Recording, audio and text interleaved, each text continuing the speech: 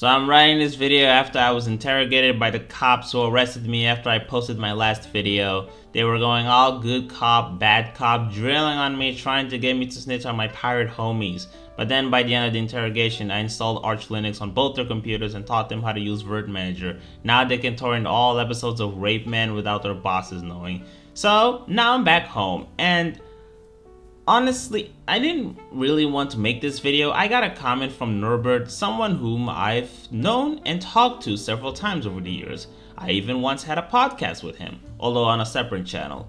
You see, normally I wouldn't respond to these things because, frankly, I think I just kind of got used to mentally blocking my comments because most of the ones I receive are from old videos that I don't care about. And to be honest, I don't really intend on responding to the full comment. I really just want to respond to one reoccurring point made there because it's one I've heard several times. And remember what I said in my last video about how I think people should stop convincing themselves that they're living in a fantasy world where piracy is this evil boogeyman?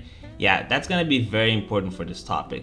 So I'm going to read to y'all a small sample from this comment. Arguing that piracy isn't theft because it makes a copy of the original and doesn't remove the original misses the main point. Sure, the original still exists, but the end result is still the same. The original creator isn't getting the money they otherwise would. Sure, it's not technically stealing, but it still results in the original creator not getting the revenue they otherwise would. The original creator is still a victim because by making a copy of something, you're diverting people to consume the free copy rather than pay for the original. Now, for starters, I'm just going to ignore the stealing argument because I never said that piracy didn't result in loss of revenue. I just simply pointed out that it wasn't stealing because by its definition, it's literally not stealing. Especially modern piracy, where a lot of the sites hosting pirated media aren't even making money off of it, you can still recognize that something is financially damaging without necessarily calling it stealing. And if you can't make that distinction, honestly, I don't know what to tell you. Secondly, let's talk about the part where he addresses creator. So let's bring up an excerpt from the copyright law of the United States, as in the actual document that is publicly available on their site. Here's what it says. Ownership of copyright. Initial ownership. Copyright in a work protected under this title vests initially in the author or authors of the work. The authors of a joint work are co-workers of copyright in the work. So far, nothing special. Now let's get to the main part that is relevant to this video. Works made for hire. In the case of a work made for hire, the employer or other person for whom the work was prepared is considered the author for purpose of this title, and unless the parties have expressly agreed otherwise in a written instrument signed by them, owns all of the rights comprised in the copyright. Now, how do we define works made for hire? Well, let's ask Uncle Sam here. A work prepared by an employee within the scope of his or her employment, or B, a work especially ordered or commissioned for use. 1. As a contribution to a collective work. 2. As a part of a motion picture or other audiovisual work. 3. As a translation. 4. As a supplementary work. 5. As a compilation. 6. As an instrumental text. 7. As a test. 8. An answer material for a test. Or 9. As an atlas. If the parties expressed agreed in a written instrument signed by them that the work shall be considered a work made for hire. So, if you pay close attention to what I just quoted, you'll eventually realize that, wow, this applies to the vast majority of the media I consume, meaning that all the cartoons, songs, movies, comic books, and other forms of entertainment media that are distributed by major publishers, they all classify as works for hire, meaning that the creators don't have copyright ownership of those works anymore. They'll be credited as the creators. There may even be some contractual obligations such as mandatory consultation, but the point is, they don't own it. The producers and publishers do. This is not me guessing. If you have an issue with what I just said, take it up with Uncle Sam. I did not write the law. Now, of course, since we're talking about piracy, I think what people really care about is the money aspect. Now, because my field is mostly animation, I'm going to talk about how much money animators typically earn. Obviously, the rates vary depending on the medium you're exploring, although granted, everything I've researched regarding other mediums such as music, game development, and illustrative works, they don't really seem to paint that much of a different picture. They all seem to be guilty of the exact same thing, but I'm not focusing on those. If y'all want to expose the music industry or something, go crazy. I'm gonna stick with animation.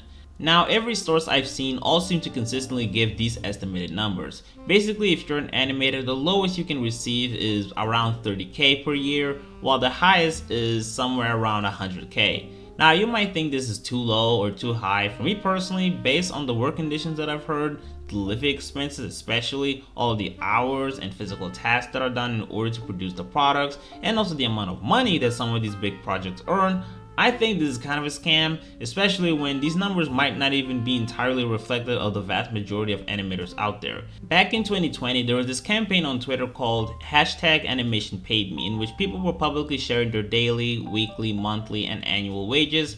And what was eventually made clear, well, aside from the major salary discrepancies, is that there are a lot of animators out there that are being hella exploited. This tweet here perfectly describes my feelings. Now, these are just salaries. What about royalties? Well, this one is surprisingly a lot harder to find verified information. A lot of what I've read on the internet are unsourced claims, but the general consensus is that they don't really get paid that much from royalties. This may be anecdotal, but Maxwell Adams, the guy behind Billy and Mandy, an experienced animator who worked in the industry, is also literally the creator of a series that I would consider to be successful, at least in the 2000s. He claims that he doesn't get any money from royalties, so I can only imagine that it's probably worse for staff members playing smaller roles. Now, the reason why I'm pointing all this out is that I really want people to understand that when you say that piracy hurts creators, they are not the real victims in this situation. The corporations are. They benefit way more than the people who took the time to create these works of art and bring them to life. And for the record, let me just make one thing clear, because I know I'm probably gonna get called out for this, so let me make this as clear as I can. I am not saying that just because these corporations exploit their animators that it's morally okay to pirate media. That's not at all the point I'm trying to make. I know there are people who claim this, but I've never said that in any of my videos. What I'm saying is that people should stop being disingenuous when they have these conversations. People act as if the creators are getting robbed whenever people pirate media, when in reality, if anyone is robbing them, it's their employers. They are the ones that are borderline scamming them. And whenever there's piracy, the people that are losing the most are the publishers/distributors. That's all I'm saying. I don't mind having a discussion about the morality of piracy.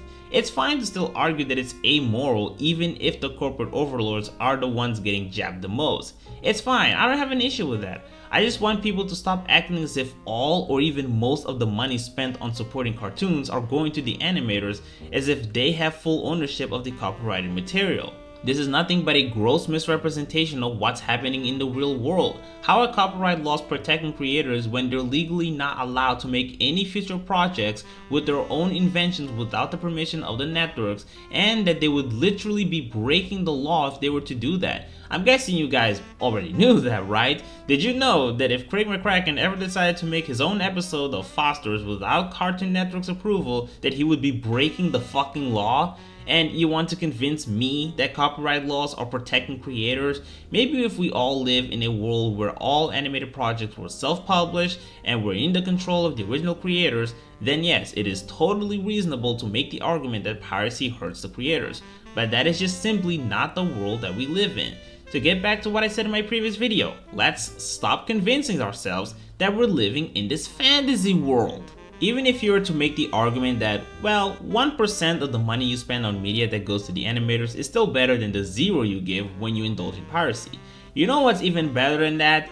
Donating to them directly. You're honestly better off paying for commissions, Pixiv memberships, paid stickers, and other alternatives than whatever money you're spending to consume the shows or movie they work on. And you know, I normally don't even really say this. I don't care if people don't donate to artists directly. I don't care if people pay for commercial media. I pay for commercial media myself, and I want my favorite projects to be successful. I wouldn't be saying all of this if it wasn't for the fact that people are so disillusioned in this moral crusade to shame people for circumventing copyright as if they're hurting the creators. I've seen this moral shaming for as long as I've browsed the internet. I remember the great Crunchyroll wars of 2017 to 2018 where people were arguing about the morals of pirating anime, when Jeff was going around calling people thieves even though he has gone to the same kinds of sites that he was shitting on others for using. Motherfucker, you think I wouldn't know where you get the footage to edit videos? Do you have any idea how much experience I have with this shit? And to be honest, it frustrates me because I feel like people are playing this pity game while also focusing on the wrong subjects. So in Japan, there's this thing called karoshi. And if this is your first time hearing about this, I would seriously encourage you to look into this, not just for the sake of understanding this video, but also as a precaution in case you're someone who participates in the working class.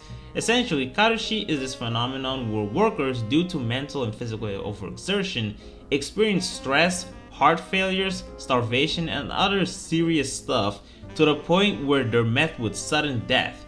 Yes, people are literally overworking themselves to death. This happens way more often than it should, and the animation industry in Japan is no stranger to this. So given this, when we have work environments in which animators are literally killing themselves, well, sometimes they actually are just straight up killing themselves, why is it that piracy is the focal point of discussion when it comes to content creators being victims? I'm just saying, you're fighting the wrong battle here. You know, people are like saying, if you pirate media instead of paying for it, less of that media will get made. Which I agree, by the way. But here's this little thought experiment. If the people working on these projects are dying, wouldn't you make the exact same argument?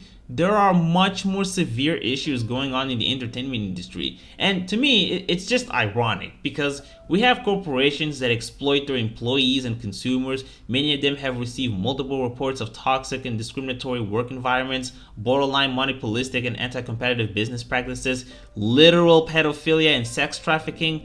But even with all of that, if I say that piracy isn't inherently amoral, not even saying that piracy is necessarily a good thing, just simply stating that in some instances it's understandable due to lack of supply, accessibility, and not catering to public demand, if I say that, I'm the immoral man, not the multi-billionaires in Hollywood who made a toxic environment for the creators. No, I'm the bad guy who deserves to get locked up by the feds. You know, I actually know someone in real life that had to pay a fine of 1,000 euros for torrenting an album, something that she didn't even do it herself. It was a friend of hers that visited her home and downloaded the album on her computer without her knowing. Isn't it funny how I'm more likely to receive legal action for pirating songs than literal pedophiles raping children in Hollywood? And you know, in the end, all I do is just sit, laugh, and watch as the natural order collapses. I'm a fucking shit poster. To me, interacting with the online world is nothing but relishing in chaos. Piracy is on the rise. There have been reports of increases in the number of torrents and illegal streaming on the internet. People are becoming less and less interested in the legal alternatives because they're failing to appease the demands. They're not catching up to the modern audiences, they're not showing goodwill, they're not innovating enough. It's all just a game of who has a license to what, and as a result, clogging up the user's monthly expenses. If this keeps happening, we're just gonna further revert back to the old days of peer-to-peer sharing when everyone was getting sick of cable networks and physical releases the same way people are now getting sick of these streaming services. This is also a different generation of consumers, people that have grown in the internet and have influenced by the culture of transformative memes, posts, videos, parodies, fan art, etc. If people think that this generation is going to be convinced that they should treat copyrighted material as this precious, well-guarded luxury tied with a bunch of shitty DRM restrictions, they're wrong. All they're gonna do is continue to take the path of least resistance like they've been doing it for years. So unless these corporations start to wake the fuck up and actually start innovating and adapting to the demands of the consumers, we're just gonna continue seeing the numbers rising. All while I'm sitting in my room, eating popcorn and playing Neptunia.